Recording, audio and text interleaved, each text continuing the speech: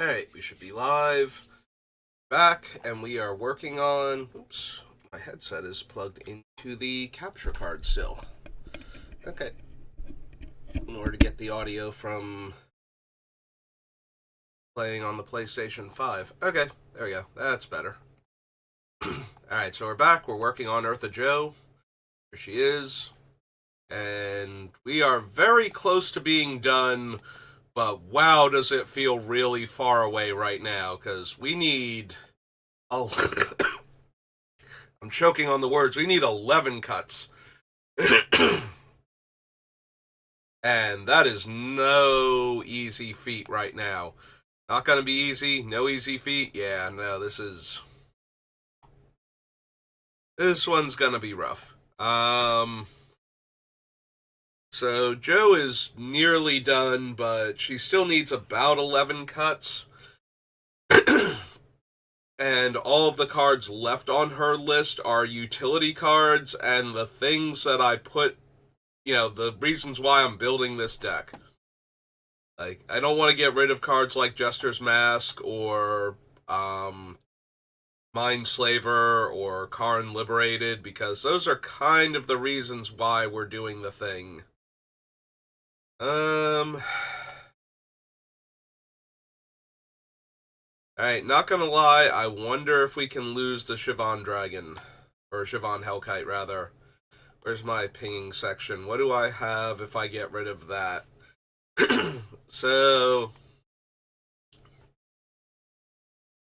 the biggest problem with the dragon is that it's 7 mana for a 5/5 flyer that costs 2 mana to ping, and we can get 5 mana for a 4/4 ground creature that does that, or 6 mana for a 4/6 flying haste dragon that does that. What is hast? Why is that a real word? Haste. There we go. um.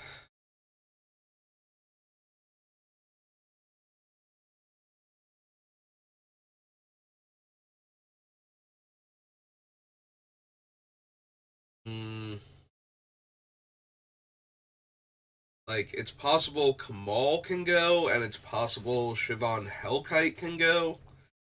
That gets rid of two of the more expensive ones. Like, Kamal is only 6 damage. If we can untap him. He is one of the better ones to get a Thornbite Staff onto, though, because throwing around, uh, a pair of lightning bolts every time I activate him while our commander's in play is pretty impressive. Especially with all the other things we have going on. But he is the most expensive pinger we still have besides the Siobhan Dragon, Siobhan Hellkite. So maybe it is just those two to free up space.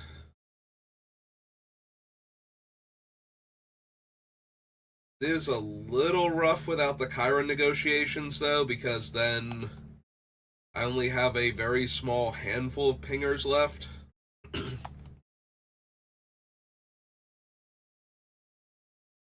I feel like the Siobhan Hellkite can definitely go, though. So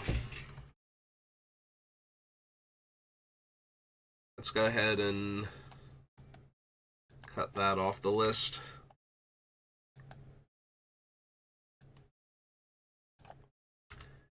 Get rid of the one down there, too.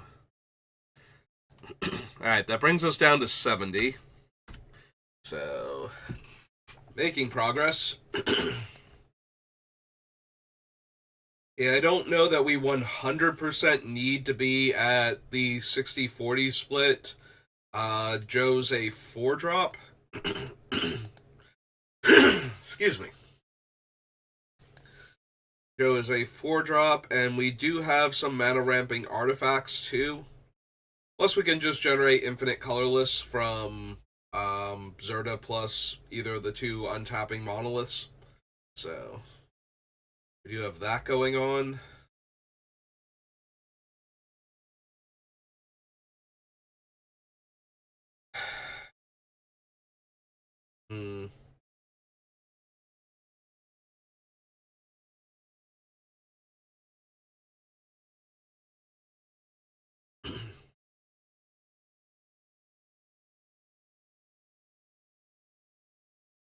Yeah, we kind of need the Humble Defector and Yes Man, because we're going to be able to draw so many cards off of either of them.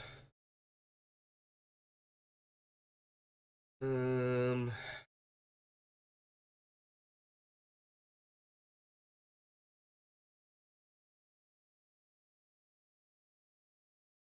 I'm wondering, because several of our catch-all removal spells exile, I'm wondering if we can lose the Time Spiral, the Return to Dust, and still be okay.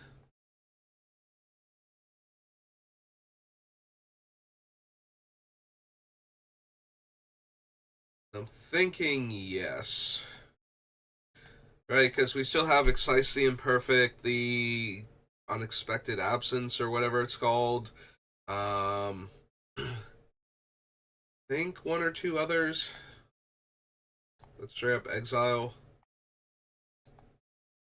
Here. Let's head down to the removal pile, the exile pile, the removal pile, and see what ones we still have. Mangara can hit any permanent. Karn Liberated can hit any permanent. Yeah, those two can hit any permanent, so we can even hit lands. And Excise the Imperfect and Unexplained Absence can both exile any non-land permanent. Okay, we're probably good on Return to Dust then. Hooray, we've hit the internet's favorite number, which means we're almost done. And then we can start working on a budget build, which is going to be a lot more straightforward. We're going to focus on the damage dealing aspect of Ertha Joe and just pile the damage on with the cards that we have and not worry too much about the weird other options, because I think that's way more straightforward for her and therefore a lot easier to do consistently. Like, if you wanted to do some of the other strategies we had available with the cards on the list on a budget, you would lose out on several other cards off of the list just because of budget constraints. So you would lose a lot of the redundancy. Like, it's really hard to turn your opponent's cards into the color you need them to be for Northern and Southern Paladin, who are like spare change, when one of the three cards that is capable of doing that is like a $20 to $30 card, whatever. Actually, I think it's over $30, whatever the Painter Servant was at when I looked at it. So, yeah, not being able to turn things into the other colors that you need them to be when you do it makes the deck a lot less consistent. So, in that regard, we probably just want to focus on damage dealing sources and copying them and augmenting them. So,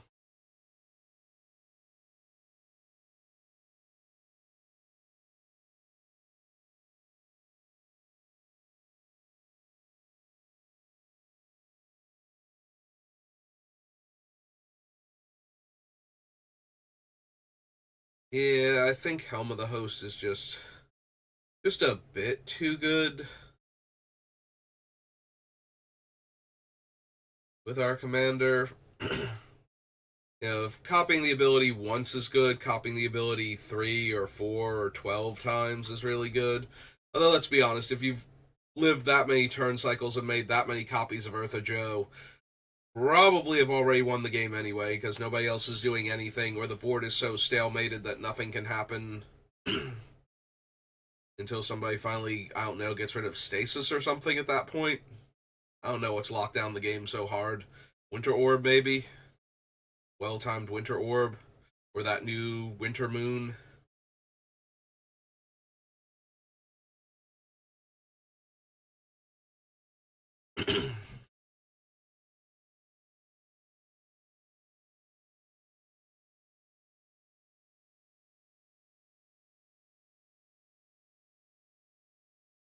Hmm. I do love Chaos Wand. It's a fun card, but maybe it's not good enough here.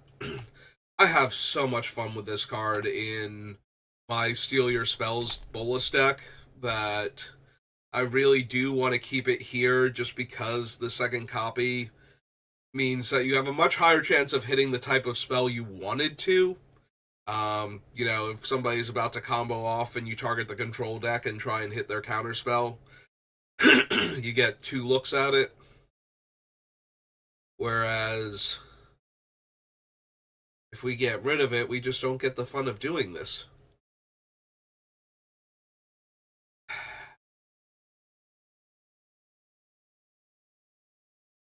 It is one of the cards that is in the category of ability that targets a player that I would love to be able to copy. And yeah, I do desperately want to keep it.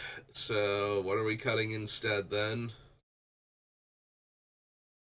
It's fine to leave a fun card in like that as long as we can find the other things we're going to cut so that it gets to stay in.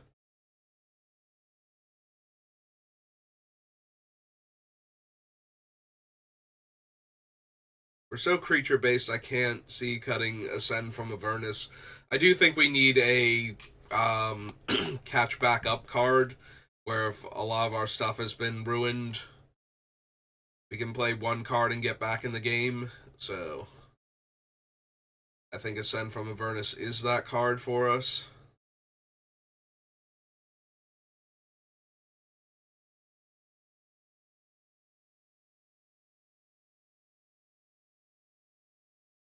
I don't want to lose the boots. I don't want to lose the greaves. A lot of this stuff needs to have haste in order to be at its best. And right now we've only got those two plus the 1,000-year elixir. So I think we need to keep all of those going. I don't know, maybe we don't need City on Fire. We have Ogier Exonal, Ty Joaquin, Gratuitous Violence, and Emancipation of Fire also. Maybe the 5th damage multiplier and the most expensive one out of the group is the one that can go then.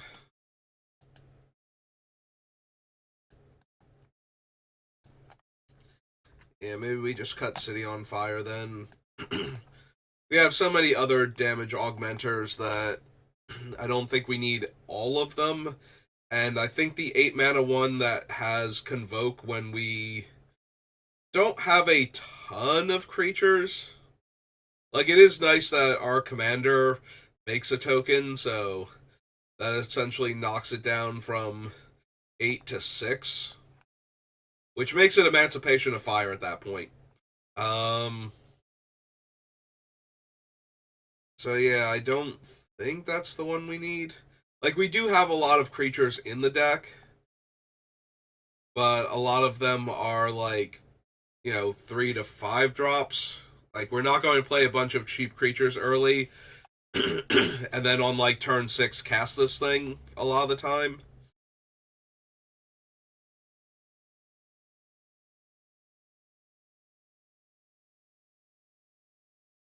Did I mark us down to 68? I did, so we can clear that off then.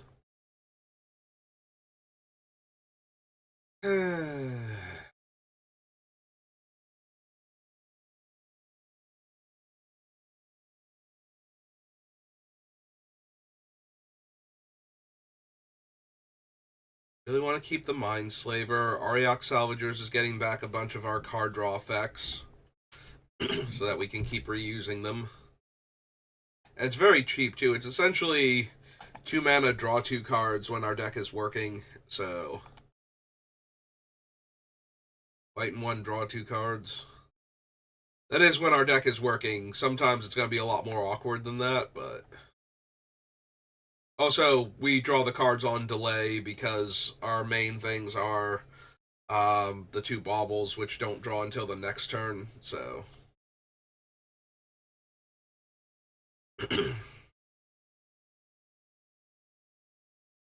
We can get 4 cards from Humble Defector and Yes Man.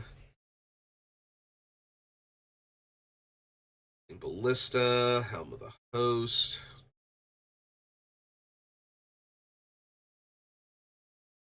Third is a bit too strong.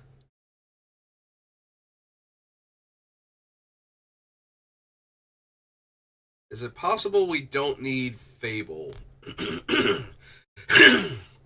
We already cut Ortheon or whatever his name is, the hero of Lava Brink. So Fable takes 3 turns to become a Kiki Jiki variant. In the meantime, we get a fixing mana dork basically in the treasure making goblin token, and we get to rummage 2 cards away. I do like Fable. I think it's fine in Commander. The problem is that what we're doing is copying pinging creatures more often than we're copying, like actual. Like, if you copy something with a very strong comes into play ability, or a token maker, or something with a non redundant static, you get a lot more power out of that than what I'm going to do with it, which is very often clone something that taps to deal a point of damage. Basically. So maybe we can lose the Fable there.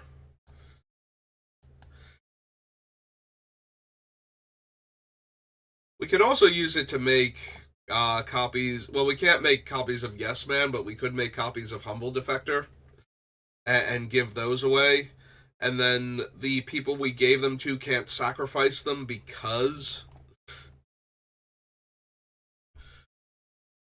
we're going to we won't control them, so we can't sacrifice them because we don't control them, and the people we're giving them to don't have a trigger telling them to sacrifice them. So in that regard, it's kind of cool, but we can still do that with Kiki and Jaxus. So although I think with Jaxus you do the sacrifice it as part of the token, maybe. I think the token has that ability. Let's double check Jaxus. Oops.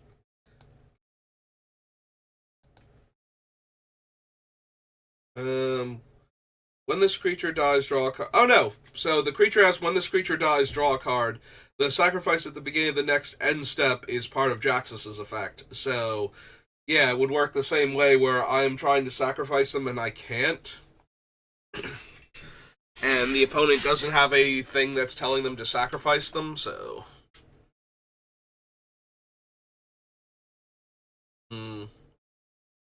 Without Helm of the Host, though, we can't really copy Yes Man this way, since he's legendary. And it has to be a creature I control, so it's not like I could target the Yes Man and give him away and still make the copy, because then it's an illegal target for Jaxus's ability, so.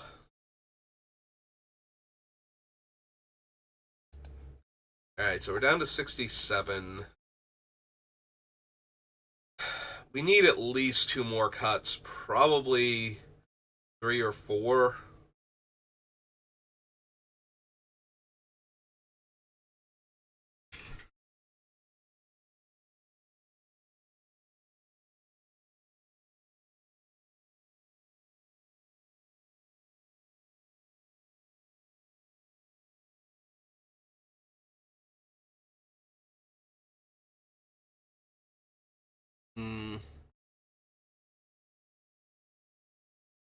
What else are we gonna cut?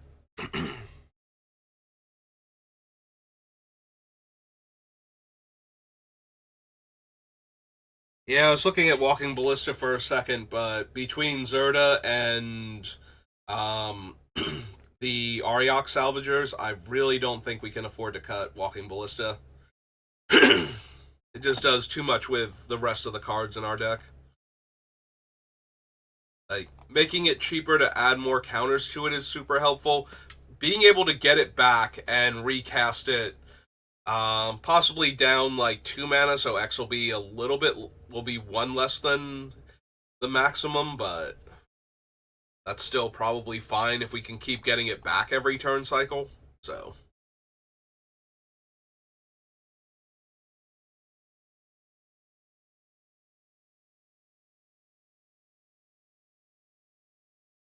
Air Andros. Seems way too good with all the other stuff we've got going on.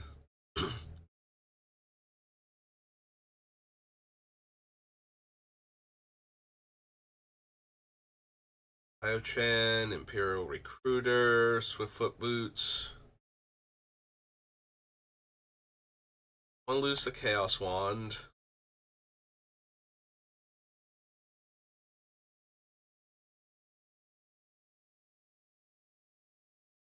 Want to keep the Robaran Mercenaries.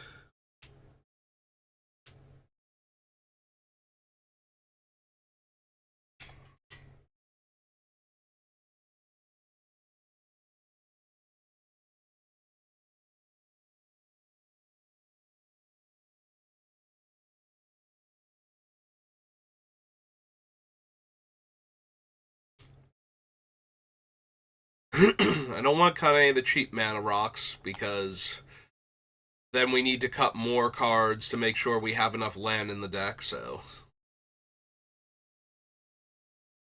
it's kind of a self-defeating thing at that point. Firebomb, Farewell, Ertha, Intervention. It's possible it is Helm of the Host.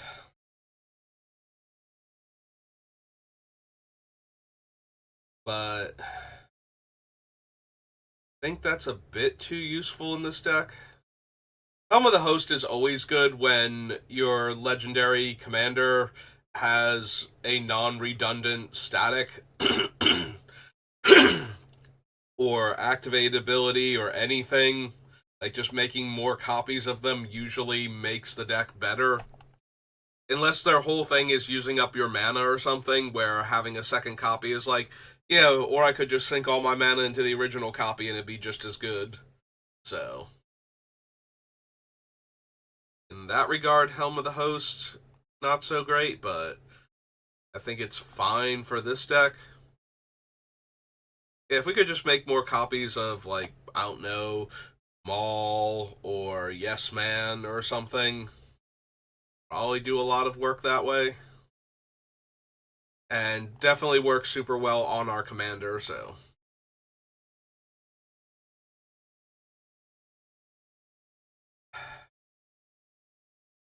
Maybe it's Aura of Silence. I did like that it was an activated ability that could destroy an artifact or enchantment, so it can hit, an artifact creature or an enchantment creature and still do its thing, but maybe we have enough removal, or we don't need that one also. 66. Bare minimum is one more, but I think we can do, like I said, I want to do like 2 or 3 if we can. Without diminishing the deck too much.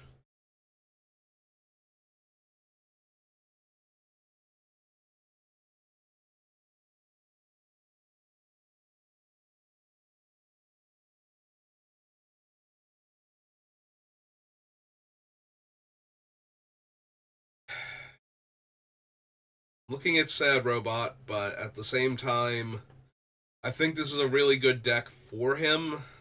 Like, Sad Robot's been dropping off a little bit in a lot of my commander builds. He's one of those cards that used to run all the time, and now, as commander decks get more and more powerful, complex, have better options for ramping, I keep feeling like Sad Robot makes it less and less into each deck. But here we have things like being able to clone him with Jaxus or Kiki. So I think we still want him for that, if nothing else.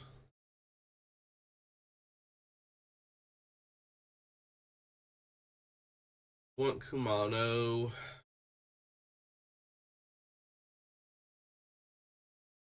Heir of Corindor, Bloodshot Trainee.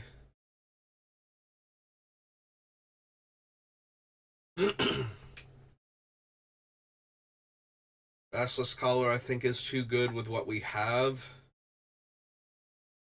Being able to guarantee that we're going to kill any creature we target with one of the ping damage effects is way too good when we have Sharpshooter and Thornbite Staff in the deck. I mean, I guess if it's indestructible, we didn't guarantee kill it, but you know what I mean. Vector, Lista, Helm of the Host, Intervention we're keeping, Zerta we're keeping. Not cutting Farewell, not cutting Jaxus. Goblin Firebomb is one of our last things that works with the Salvagers, and I think that's a bit too important. Just having access to that is probably going to be too good. Alright. Is it the fall of Kaer Andros? So my argument for this thing is that just by activating it, we are all but guaranteed to get a huge army token. Like, this 8 mana isn't just destroying a creature, it's destroying 1 to 2 creatures depending, and it's probably giving us like a 5/5 or bigger army token to work with. So I think it's good enough, but if I really desperately need a cut, it might be the Fall of Kaer Andros, just because it costs so much mana to activate for its base. Like, yes, we can get Zerta or something into play, and that will knock it down to 6 mana from the 8 mana it needs to activate. Yeah, maybe it's just a bit too mana intensive. It's also a really good place to stick our infinite colorless mana. You know, if for every red mana we got to deal 7 damage to a creature and 7 damage to another creature or to the same creature, and then for each point we overkilled it by, we get an army token. So we basically have a near infinite sized army token also. Like, when we run out of creatures to murder, we'll run out of ways to grow the army token at that point, but yeah, unfortunately, I think it's the worst of the cards left. If I'm being completely honest, that aren't lands.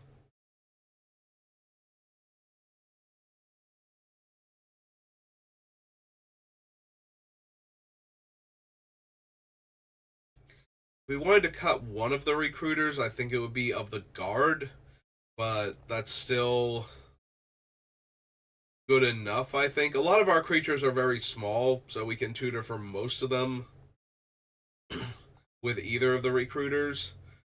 And there are a tiny number that we can Recruiter of the Guard can get that Imperial Recruiter can't, like Kamal, who has very low toughness and very high power.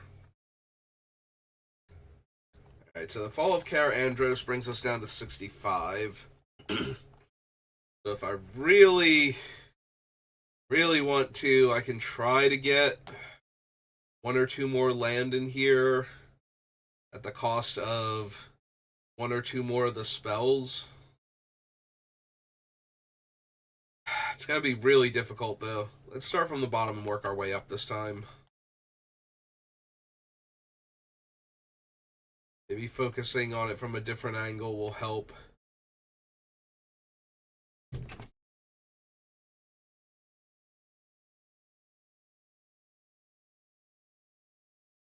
Yeah, I really want to keep the Sellsword. We got rid of the other mercenary makers, but the Sellsword is still good enough on its own and makes a bunch of the tokens. Excise the Imperfect and Clever Concealment are 2 of our better removal spells.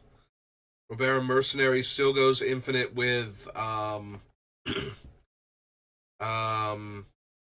Kiki, and can also generate a lot of value from Jaxus, so you want to keep the Robaran mercenaries around.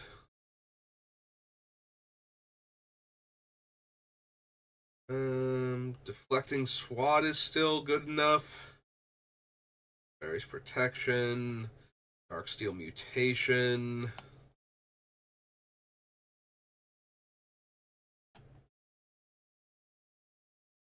Signet, Ascend from Avernus, Talisman of Conviction, Recruiter of the Guard,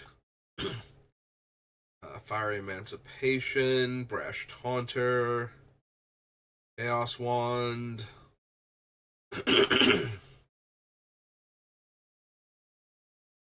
Yeah, probably want to keep Dio-chan, Tai Joaquin, Pierre Axonal, Scorcher Dragon, Stroke of Midnight, Stone of Eric, Firebomb, Jaxus, Farewell.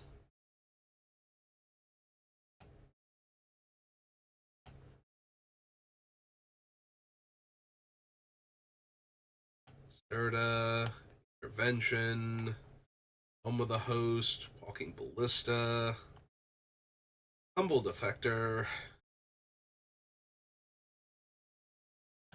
Arn Liberated, Spike Shot Elder, Stoneforge Mystic, Basilisk Collar, Exile, Thornbite Staff, Thousand Year Elixir, Steer Command, Bloodshot Trainee, Angara, Bauble, Signet, Hop, Mono, Kiki, Salvagers, Spike Shot Goblin, Sad Robot, Mindslaver, Lightning Greaves, Buddhist Violence, Sharpshooter, Maul,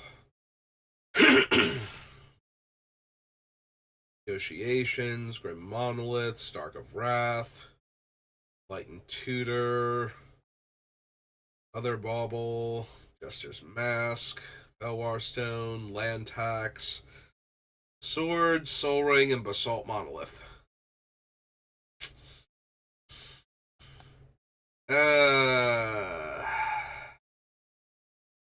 Yeah, I'm looking at this and there's not another card I really want to cut. I didn't want to cut any of the ones I did for the past, like, 6 cuts, but at least those I didn't feel like I was losing out on something that's actually important to the deck, but I feel like if I cut anything else, I'm losing a. Like, I could cut Jester's Mask. I do think this is the deck for this card, though. Like, there's some players that play Jester's Mask in Commander because of the political aspect of being able to sculpt another player's hand to give them the resources to do something about, cards that are ruining both of your days. But in a multiplayer game where I could sculpt both players' hands and, be over here like, okay, there you go. You guys have new hands now. And depending on the situation, either that's going to ruin everything they were going to do or give them the resources necessary to do something about what we're losing to. Probably both. Like, one player gets completely screwed and one player gets, like, the helping hand they need for both of us to get back in this game.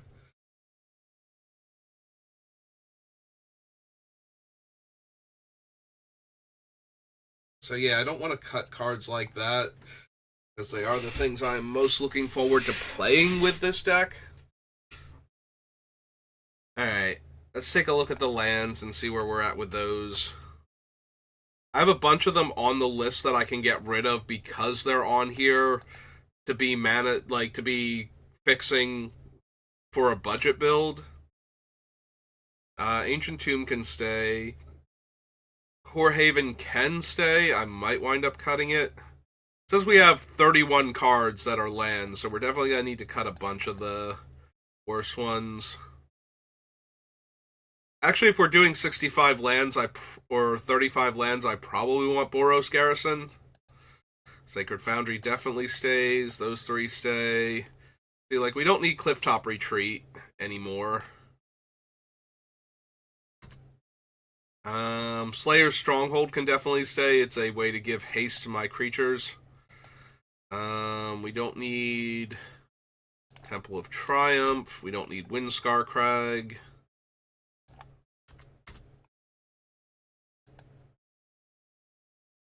Alpine Meadow is one of the fetchable ones. We do not need either of these two.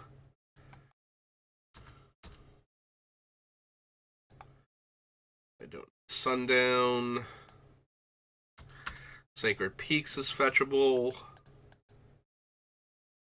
Dranith Ruins, maybe. Can keep Elegant Parlor, it is fetchable. We don't need the Abraded Bluffs, though.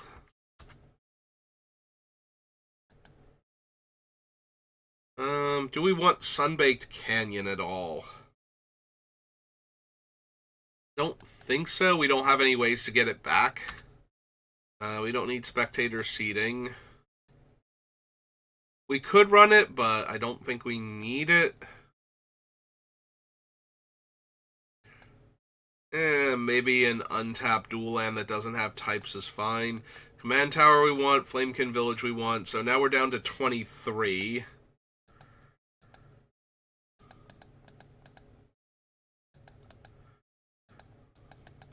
Keeping those, keeping that one.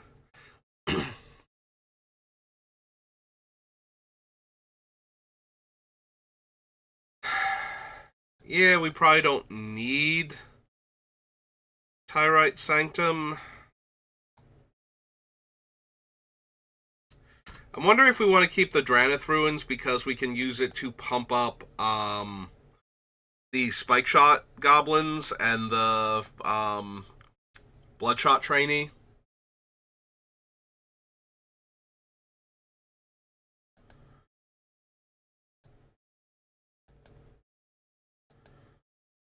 Flamekin Village.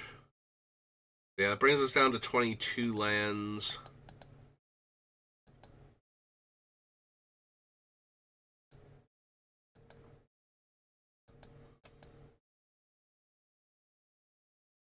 We can leave the access tunnel because we do have a lot of ways to make the creature unblockable.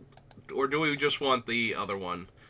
It's 1 mana difference between access tunnel and Rogue's Passage.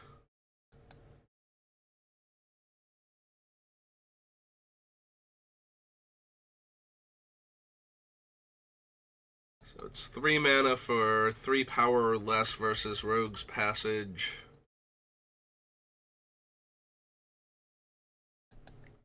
Yeah, maybe we want Rogue's Passage instead. This one was originally from Return to Ravnica.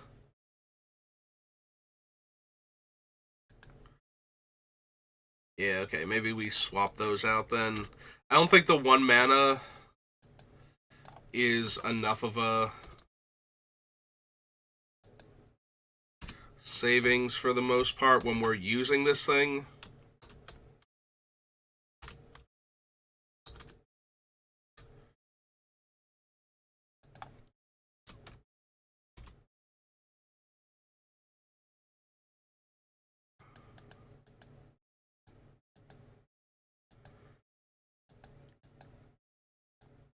So, I guess the real question is, do we need Core Haven as another colorless land?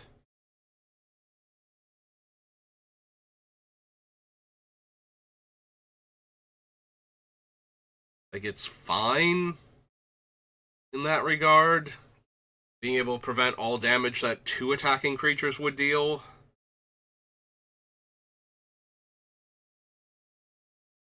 Assuming I can target the creatures, because it is a targeted effect, which is why it was on the list in the first place, but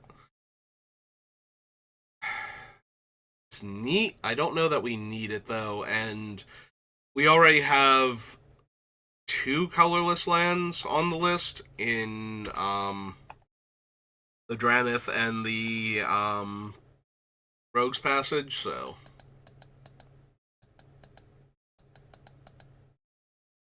3 with the Slayer Stronghold, which I definitely want this one because it can give haste for essentially 3 extra mana, but also buffs up the creature in case that's relevant. Alright, so we have 21 non-basics, so that's 86, so we have room for 14 lands.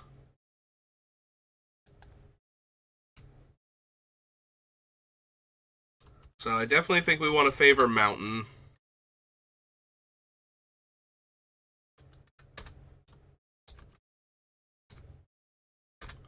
Over Plains, so 86, so 14 lands. I'm inclined to do 8/6 Mountains Plains.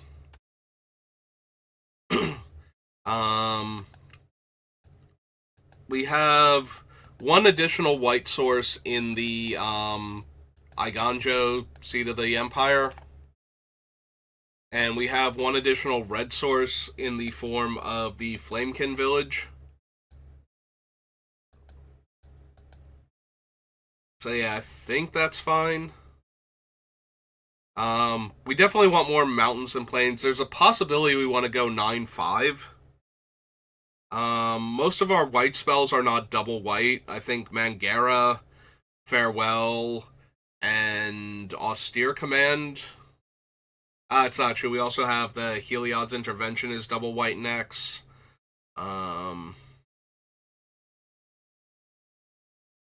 We do have like 3 triple red spells, I think, still, plus all of the red and 1 deal a point of damage, so we definitely want to favor red over white, but we do have a handful of double white cards, and I don't want to get into a position where I randomly can't cast a double white spell and a single white spell in the same turn when I need to.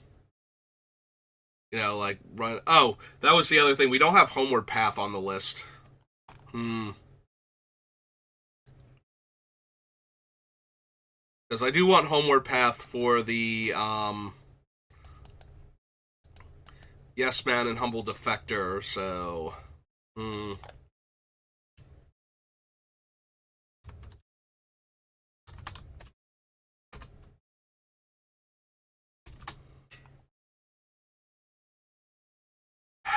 So what am I going to take out for that?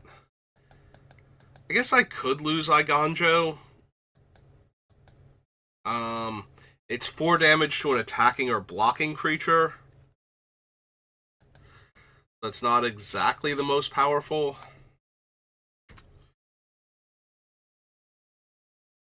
I feel like it's either that or Drannith Ruins, and we do have enough creatures that are not human and care about their power that I feel like we can run Drannith Ruins to bolster them. It's possible we could cut that also, though.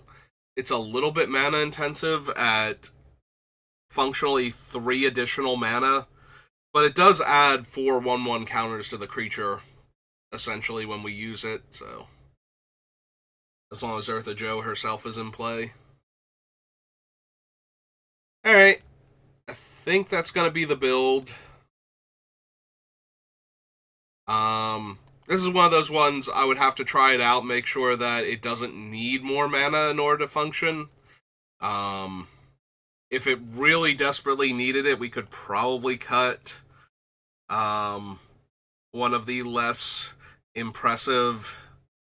Like, if any of them are underperforming out of, like, Mindslaver, Jester's Mask, Wand of Chaos, or Staff of Chaos, or whatever it's called, we might be able to add in a few more lands, but...